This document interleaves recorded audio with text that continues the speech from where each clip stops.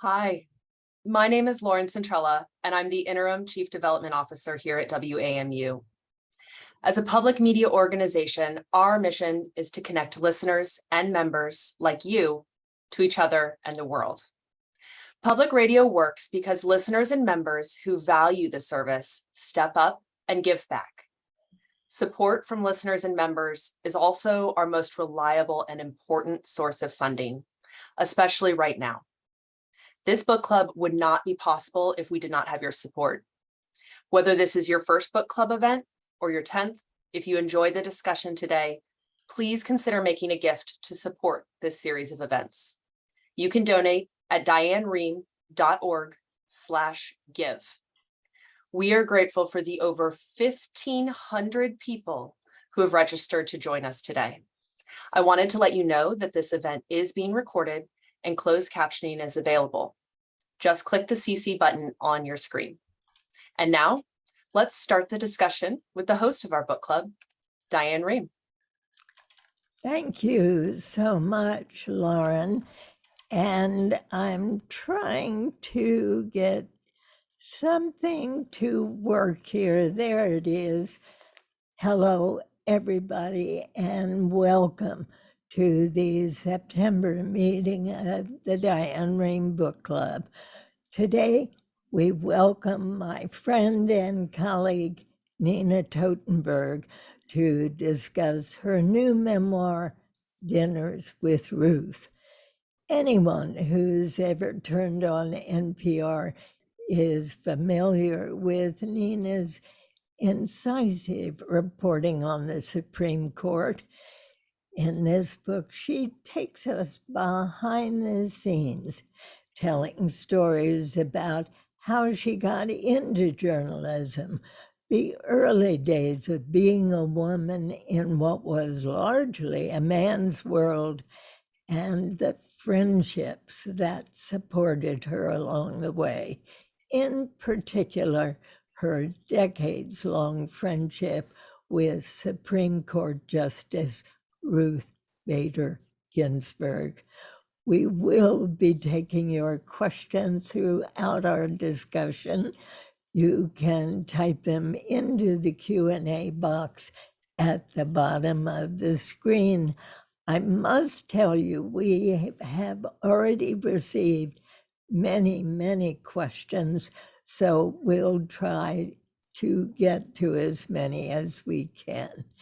And now, to you, Nina, we are so delighted to have you with us. Thank you for being here. And I'm delighted to be here. And not only do I hope that all of those 1,500 people buy a book, but I want you to understand that only for you would I be doing this on the Wednesday before the Supreme Court starts its business on Monday. And I, because I did a mini book tour, am sort of behind the 8 ball, candidly. Well, the other thing is that you and I noticed as soon as we got on that not only were we both wearing red, but I also wear red glasses. Is that And I'm funny? keeping mine on so I can see you. Well, that's good. I don't need mine to do that, but I must say this lovely book is not only about your friendship with the late Justice, but also your early days of your career and the friendships that were so important to you. Tell us about those. Well, even though Diane and I look very, very good for our ages, we are of an era when women really were not in the workforce for all practical purposes. And I don't know about you, Diane, but every place I worked in the beginning of my young professional life, I was the only woman, or sometimes one of 2 women. And my first job was at the old Record American in Boston, where I was on the women's page, which I guarantee you is nothing like Style or any of those kinds of pages today. It was basically rewritten fashion press releases and recipes. It was drudgery. But I worked an extra shift to try to get experience doing other things. And when I landed at NPR, it was the first time there had been a lot of women, as I've often said, because no man would make for the salaries they were paying us. But we soon became really close friends. And those friendships sustained me throughout my life, along with my friendship with Justice Ginsburg and with a lot of men too, who helped me as a person and helped my career and became my, I guess there's no other way to say it, my dear friends. And I couldn't have survived and prospered without them. What year did you get to NPR? I think it was 1975. And So Linda yeah. was already there. Cokie wasn't there yet. And then I got a call from Steve Roberts, who was just back from Greece with his wife, Cokie, saying he'd heard from a colleague that perhaps there might be a job for his wife, Cokie, at NPR. And I said, bring me her resume. And when and he delivered the resume to me, I didn't know Cokie at all, but Linda knew her slightly for when they were both in college at Wellesley. And we were soon banging on the doors of our boss saying, you need to at least interview this woman. And eventually they hired her on a temp basis. I was also hired on a temp basis at one point for about a year in those days. And she soon became a staple of NPR and especially our congressional coverage. Indeed. Susan Stamberg was also there. Susan was, and she taught me an enormous amount about how to do radio. And she became a friend too, but you know, she was on a different floor, literally. Because she was an anchor. She was an anchor, and they were a floor below us. And Cokie, Linda, and I were in a little cluster together, and we became the closest of friends, you know, doing movies many Saturday nights together with our spouses and helping each other in lots of ways that you can only think of and imagine when you know that you're spending most of your waking hours with these other women. Now, I wonder if you think the same thing is true today, given the competitiveness for good jobs. Do you think women continue to support each other in the way that you were supported? Well, I'm not that age, so I can't be sure, but I still think there is an old girls network. You may have to get to be a little bit of an older girl before you realize you really need those other women to be with you, to stand with you, to stand up for younger women when you have to. So important. Now, tell us the story of how you and Ruth Bader Ginsburg first met. I gather it was by telephone.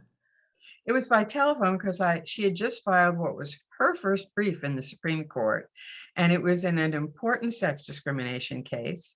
And it was the case that ultimately the Supreme Court first ruled that the 14th Amendment guarantee to equal protection of the law applies to women. But I read the brief and I didn't understand a lot of things in it.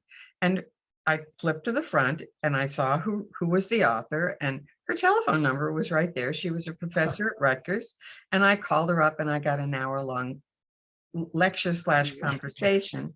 And I started calling her about other sex discrimination cases and other civil rights kinds of cases. And pretty soon we met at a conference that was an extremely boring conference. And it was so boring, in fact, that we left and went shopping. And there's nothing like shopping with someone to create a friendship. Did you both like the same kinds of things? Well, I don't remember the shopping that day. I really only remember a long cab ride where we discussed on that day the fact that she'd applied for a federal district court judgeship, the lowest level in the federal system, which is a trial court judgeship. And the men who interviewed her for the two senators from New York were really quite dismissive of her, and she was quite angry about it. And I remember that conversation very clearly. Over the years, we didn't, make a date to go shopping. It would be sort of by accident. So if we were at a big judicial conference, for example, where I was going to interview her, or I was going to interview somebody else, or was on a panel or something, we would sometimes go, those conferences are usually held at sort of flossy hotels that have nice shops in them, or at least have nice shops nearby. And we would go down and look together what was there. And I have to say, as I do in the book, that it was a very humbling experience for me, because she was like a size 2 and she fit into everything. And there are always a lot of 2s around, and I'm more in the 10, 12 range. And she, she could wear anything. It was just a question of what she wanted to buy. Of course, that identifying white collar became her signature. Well, she wore all different colors of collars. I even gave some thought to wearing a different top, and I wear one of those collars that I got from her as a necklace. And in fact, on one occasion, we both were gifted with the same necklace, because she was being presented with the Achievement of the Century Award or something like that, from a big magazine. It wasn't Vanity Fair. It might have been Elle. I'm really not sure. And I was to introduce her. And so we had hotels at the same place, and we got all this booty that went with this. And one of them was a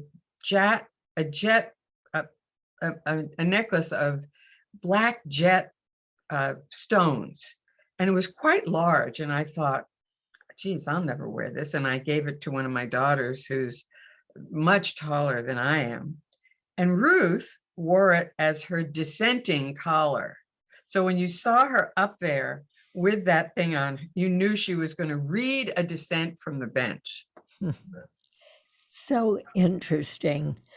Did you have, well, I know from reading your book, you did have friendships with other members of the court. And really, I thought rather boldly, you and I both. You and I both. You had a situation where one of the justices invited lots of reporters to an annual party he gave, and he left you out. Who was that, and what did you do? Well, it wasn't an annual party. It was Lewis Powell, and it was after his swearing in, and he had invited a few reporters, like from the New York Times and the Washington Post, to this little reception afterwards, and I was not included. And I was not working for NPR at the time. I was in my early 20s, and I was just assigned to cover the court. And I wrote him a note and said, you're putting me at a professional disadvantage. And he wrote me back saying he was very sorry. He had not realized that. And I said, would you have lunch with me? And so he said he would. And I had lunch with him in Chambers. And then sometime later, I don't know when, I did something even bolder. I invited Justice Powell and his wife, Jo, to dinner at my tiny little house on Capitol Hill. And I don't know what made me think that they would accept, but they did. And I had somebody else there also. I don't remember who. I cooked the meal. I served the meal. I just remember how wonderful they were to me, how they treated this dinner, which was definitely, compared to probably most of the dinners that they went to, quite minimalist. Was it a roast leg of lamb? No, not this time. I think I served some sort of chicken thing. chicken and artichoke heart thing that was one of my specialties. Yeah. And they treated me as if they could have been eating in Buckingham Palace. They were That's so lovely. they were the loveliest people.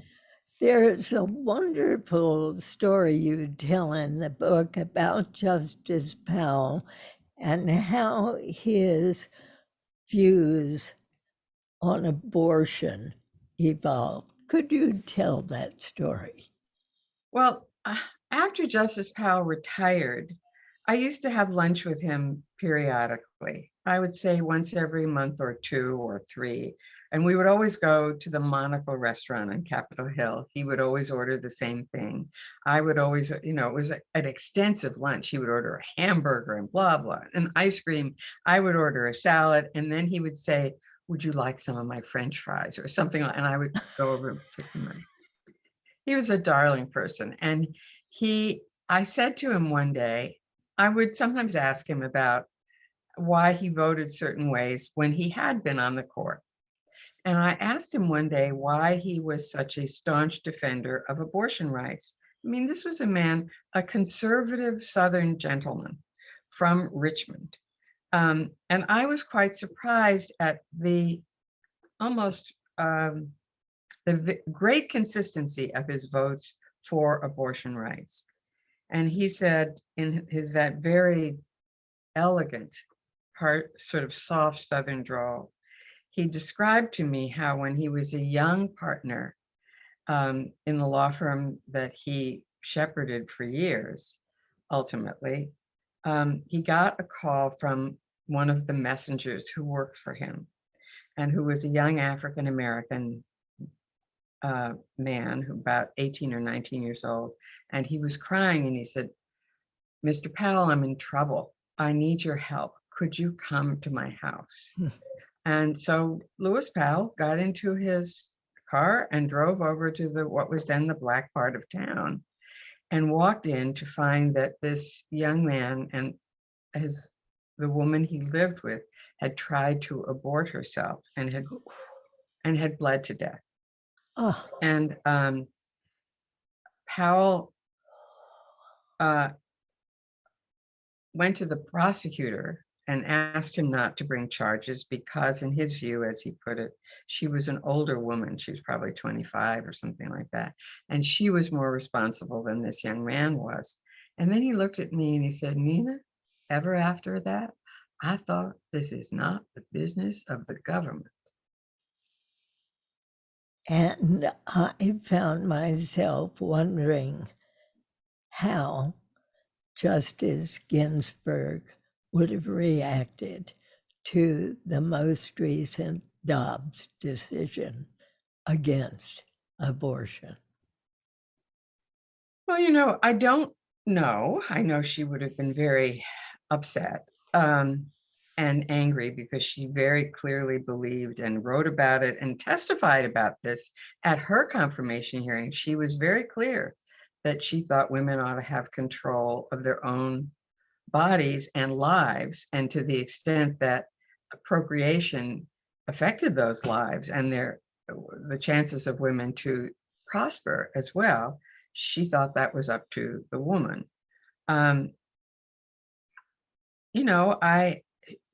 Justice Ginsburg was a very disciplined and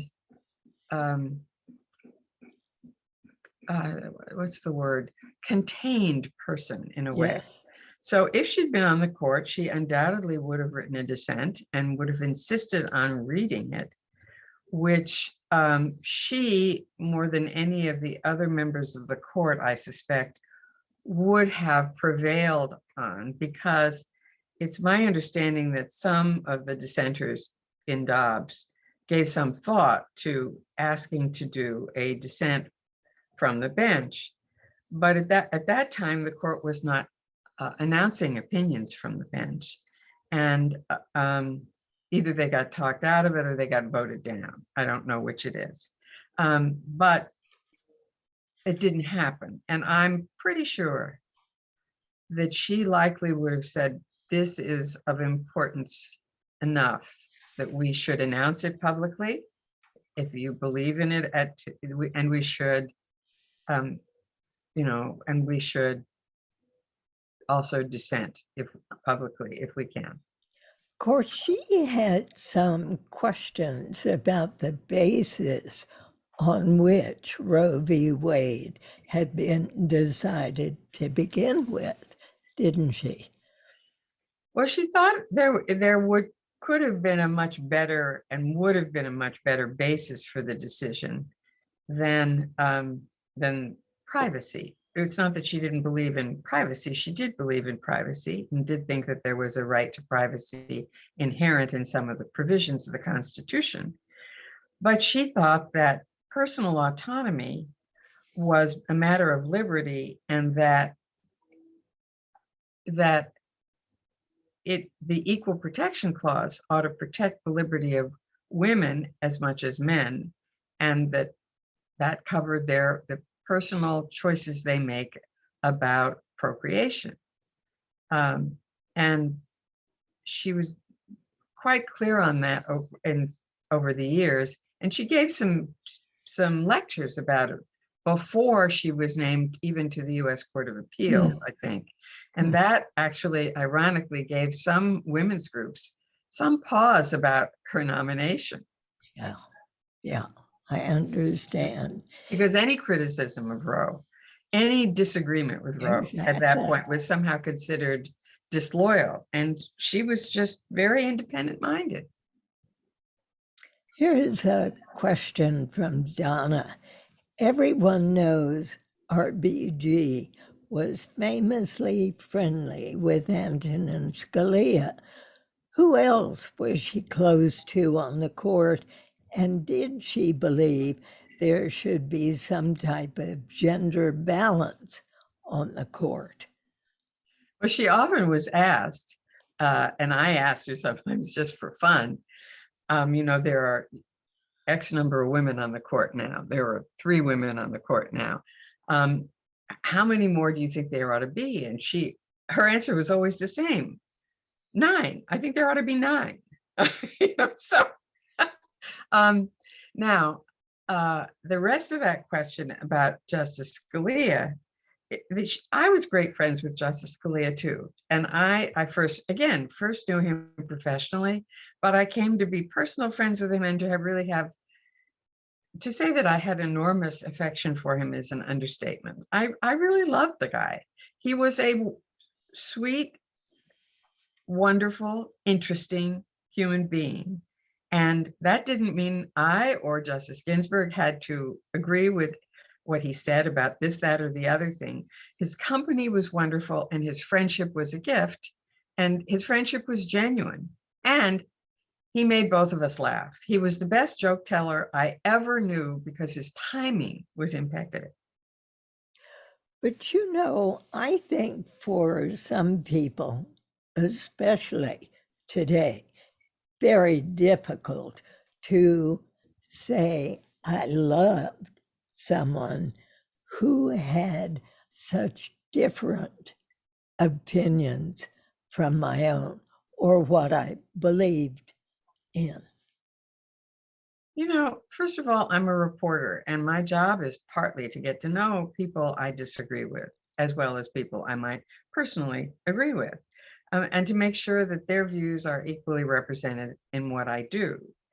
And secondly, as a practical matter, and as a patriotic matter, and as a personal matter, I think it's important to have friends who you disagree with, and to not spend your time all the time discussing your disagreements. After all, there's some things you do agree with, lots of things probably, and things you enjoy. I mean, Scalia loved music. He was a really good singer. I used to sing with him at parties occasionally.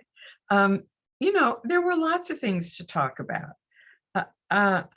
People here probably don't know that he spoke, at least apparently because of where he was raised, although he said he didn't really, but he did. He spoke passable Yiddish.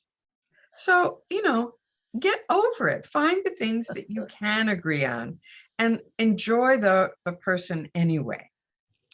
Now, back to friendship and how important friendships were when your late husband got sick and was dying. Boy, did the troops rally round. They did. They rallied amazingly. I mean, Koki and Linda just made clear to me, because my husband was sick for 4.5 years. He actually sustained a very serious head injury. And then just as he was coming back from that, it was discovered he had lung cancer and they removed part of his lung. So he was simply he was a trooper, but he was very frail for all of the time until he died. And I just could not have managed without my two sisters, and as I put it, my National Public Radio sisters. They rallied. They said, look, if you come upon an evening when you need to be with us, just call one of us, and one of us will be there in a heartbeat and grab you and take you to dinner with us or feed you at home or whatever. And Koki went to doctor's appointments with me for him and took notes about what services would be provided when he came home. And when they didn't live up to it, she would read back from her notes to them. And I can't tell you all the wonderful stories, but there are just so many. And so I learned a lot from them during that time. And what I learned in short was, when you come to a crisis in your life, the first thing you have to do is your duty. And the second thing you have to do is know that your friends will be there, and that for somebody else, if it's somebody else's crisis, you have to be there for them. It doesn't mean the grand gesture. It means just basically showing up when showing up is necessary. It was so interesting, the comment that Justice Ginsburg made to you about your work and having to continue with your work during that period. So when my husband Floyd fell, he was basically in a coma, a semi-coma. He didn't make any sense anyway, for months.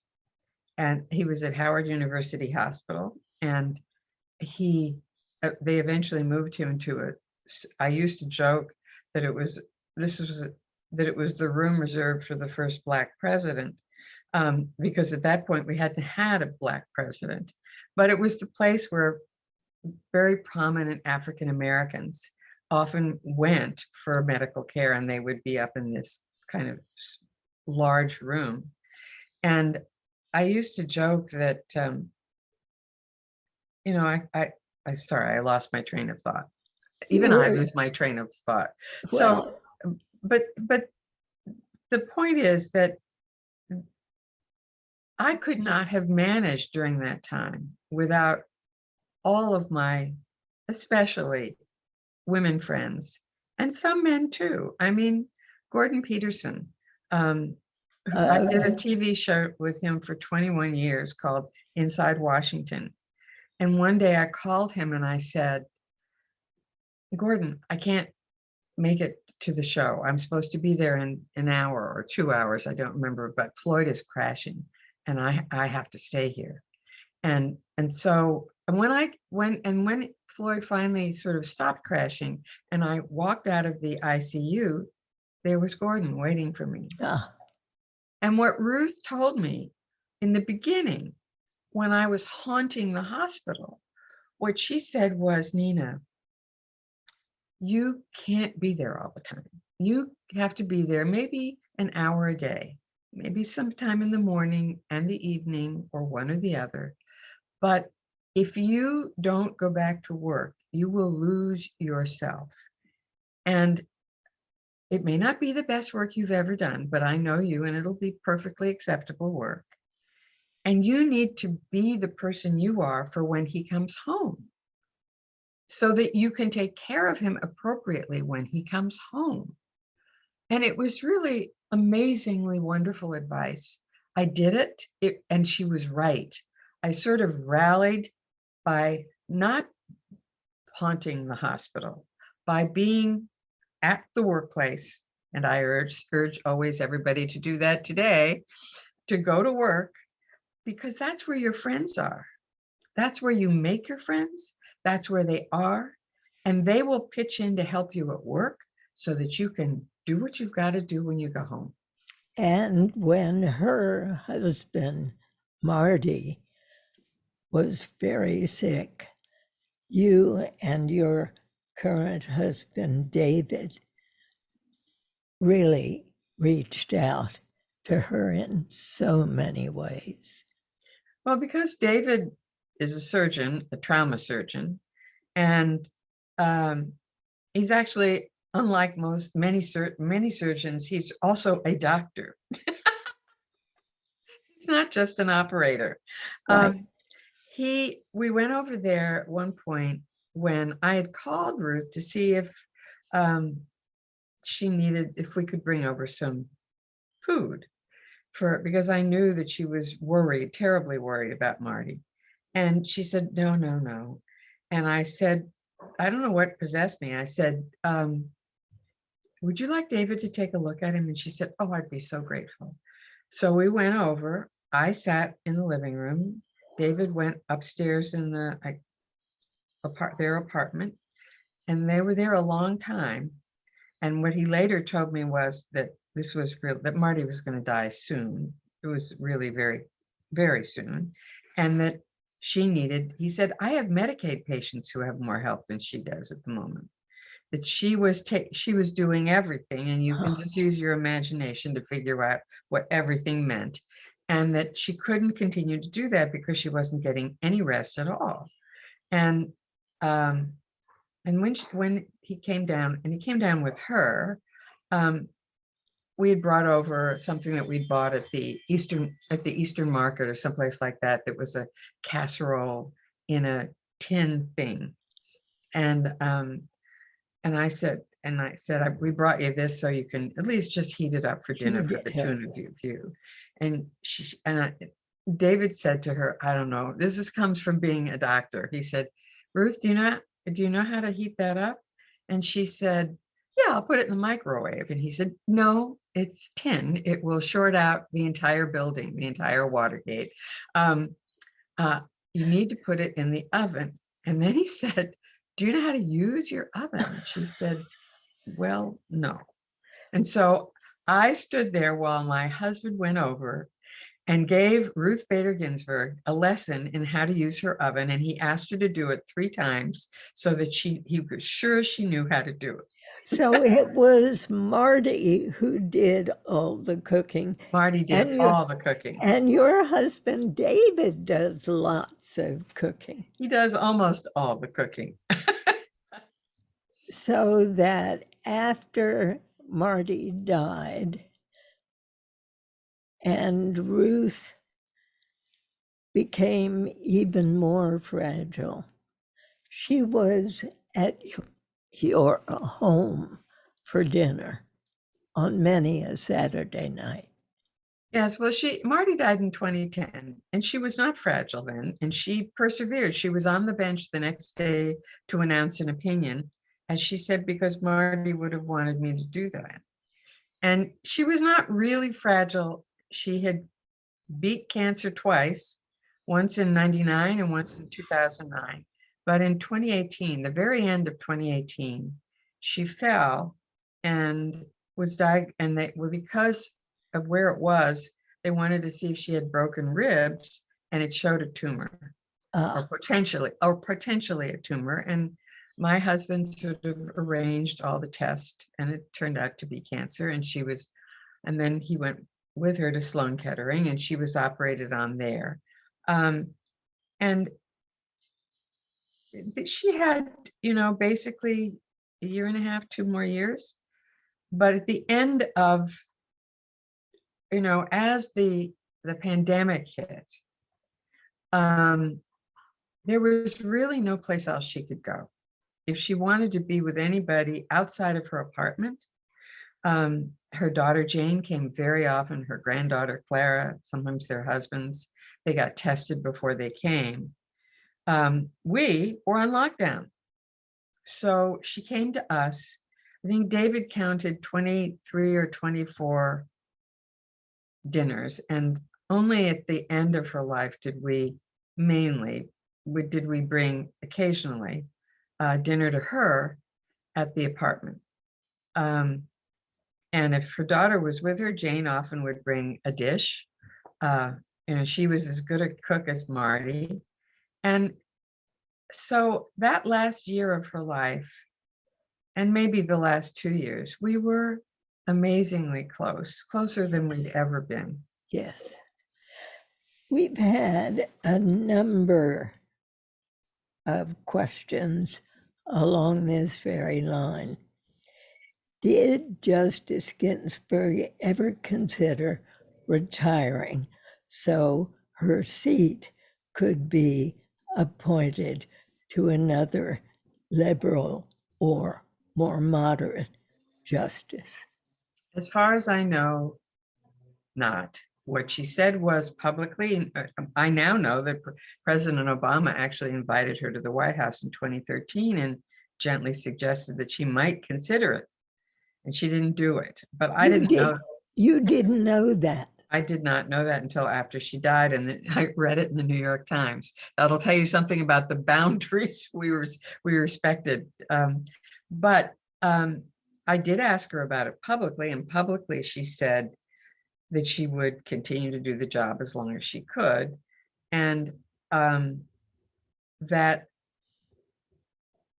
on one occasion she said, "Who better than me?"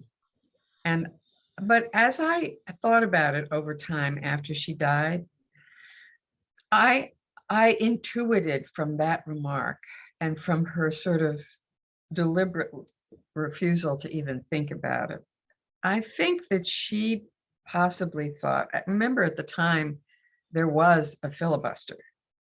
And I think she thought that anybody who would be nominated if she stepped down,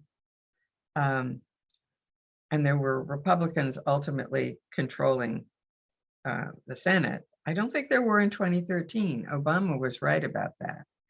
But by the time she thought about it seriously, I think they did. And anyway, there was the filibuster. And I think she thought anybody that she thought was good enough to replace her could not be confirmed. And at the same time, she also thought, I do know this, that she would love to have given the appointment to the first female president. And she thought, erroneously, that that would be Hillary Clinton.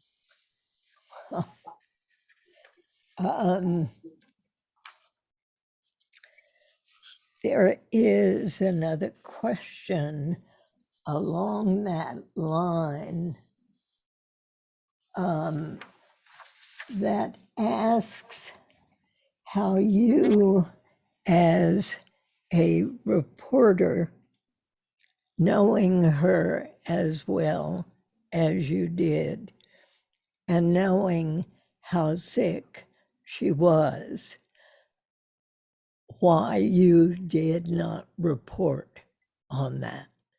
Well, I did report everything that was known publicly, and anything else I didn't know. Because whatever my husband knew, he didn't tell me. He didn't tell you. I mean, he was a hippo-Nazi, and is a hippo-Nazi, as I call it. That's to begin with. And on a few occasions, Ruth told him not to, and just in case he was ever thinking of it. Here's a question. How difficult was it to maintain the necessary boundaries between you and Ruth? She is a Supreme Court justice. You as not only her friend, but an NPR reporter. Well, it wasn't very difficult because it was the lines were so clear. It's not the same as having a friend who's a senator. I can ask a senator anything. I can make life pretty difficult. I can prevail on him as a friend to tell me what's going on in the Senate Judiciary Committee, or her, and they may or they may not. But justices don't do that. That's really against the rules. And if you violate that boundary and ask those questions, that person won't be your friend anymore, because they can't be if you're going to be pressuring them that way to get information. It's just not right. It really is against the rules. So I respected those boundaries, and she, with one exception, respected mine. And on one occasion, she asked me not to ask her about the mean things that she'd said about Donald Trump, which were wholly inappropriate and that she had to basically apologize for. But I had a long scheduled interview with her that week, and I always let her know what I was going to talk to her about, because I found out more that way. If I just sprung things on her, I found out less. So I told her I was going to ask her about it, and she said, "Oh, please don't do that." And I just said, "Ruth, I can't do that. That's my job." And I asked her, I followed up. She got quite pissed off at me for a minute or so, and that was the end of it. So the boundaries were kept. The boundaries were kept. I would say that, you know, when you see somebody every week, and she was really pretty good during most of the pandemic. Yes, she had a lot of things she couldn't eat, and she had a lot of issues, but I don't think David really thought she could survive the year, but I did. And she tried the best she could. And I always worried about it because she's my friend. Yes. But I didn't really worry about it until very close to the time that she died, because she was so intrepid. Here is a question from Steve. I'm an airline pilot, and by law will have to retire when I'm 65. Is this a consideration, in your opinion, that should be given thought to when it comes to those who sit on the bench that determines how the law and the Constitution should apply to our citizenry? Well, you know, I think some of the greatest justices were actually named to the court when they were not young. That was true for Justice Ginsburg. She was appointed when she was 60. So she would have had 5 years, and that is not enough for a justice. So while I think, you know, I know you're going to think this is extreme, but I guess I would consider a retirement age of 80. But I think that even though we have come to presidents, particularly Republican presidents, and Democrats have followed suit, have tried to name younger and younger people to the court because they think they'll be there longer. That, you know, there are other ways to deal with this. I think the problem really would be if you had a member of the court who was losing his or her grip. And I've known one or two of those cases, and the members of the court always hate it, but in the end, they are the ones who tell the justice they have to go, and they usually pick one of their own to do it. And do you recall that happening? It happened with Justice Douglas, who had had a severe stroke, was in a wheelchair, was continuing to write opinions and not take the hint. And what the court first did, I know this from reading papers of that era, was the court first decided that there would be no case in which his vote was the deciding vote, where they would make, you know, there would have to be more people than that, than a 5-4 if he was the fifth. And the second thing, and eventually when that didn't work, they sent, I think it was Brennan, to talk to him.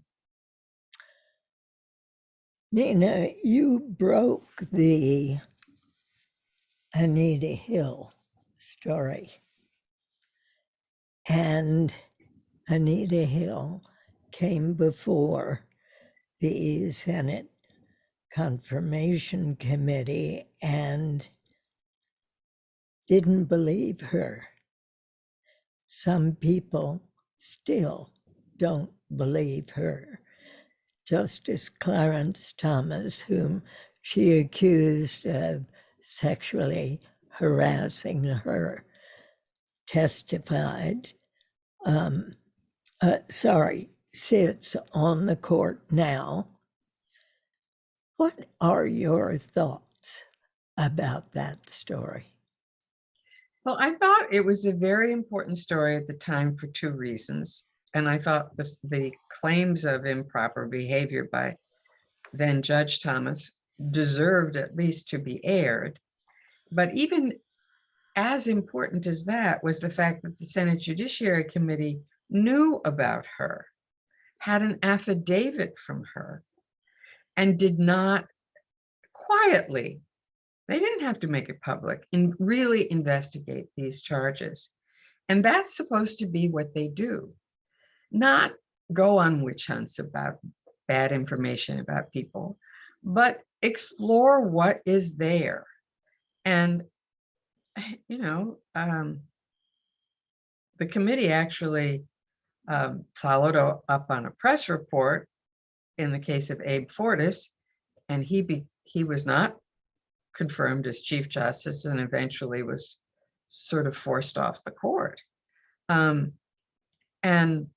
so I thought the Judiciary Committee and the Democrats were in power at the time, and then Senator Biden was the chairman of the committee. I thought it was not doing its job. And so I thought those were the two strains of the story that were very important. Anita Hill is still professor of law, and Justice Thomas still sits on the court. The January 6th committee is scheduled to speak with his wife. What are your thoughts about that? Should Clarence Thomas recuse himself from any issue regarding January 6th that comes before the court because his wife was involved in that whole process? Well, I don't know any legal ethics professor who thinks he should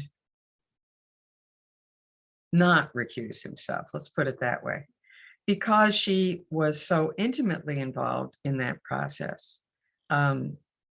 You know, had a lot of contact with Mark Meadows, had made efforts to contact legislators in Arizona to say, you know, don't certify that the election was stolen, and that they should not certify what the results were, et cetera. And so I think that there's a lot there to be for the committee to talk to her about. I don't know what the ground rules have been that have been agreed to, and I suspect we will not find out as much as we would like. But But you'll do your best. I'll do my best, and so will others. But you know, the rules of ethics technically don't apply to the Supreme Court, but they do. In the court has said they try to follow them, except when there's some compelling reason not to. And there are occasionally those kinds of reasons, but because it's your wife is not one of them. Well, I'm sure there'll be lots of discussion about that. Here's a question from Joe. What is Ms. Totenberg's response to the Politico review that calls her book a peek into Washington's insider culture and questions whether she kept secret Justice Ginsburg's seriously poor health that could have changed history. I didn't keep secret anything that could have changed history, and I didn't keep secret anything about her health. Anybody who covered the court understood that she had serious health problems, because she was quite clear about making them public. And she made public that she had a recurrence of pancreatic cancer, Right. and what her treatment was. So that was not a secret. You know, I'm not, I have not kept anything secret from anybody. I stand on my work and my reputation and the work that I've done over the years. And I guess I'll just have to leave it at that. And leaving it at that, I want to lift you by saying, here's a comment from Laura. Dear Nina, your book is amazing. I've been listening to it on the way to and from school, where I teach high school, and have been sharing so much with my students. Such important information you have woven into the story of your life and career.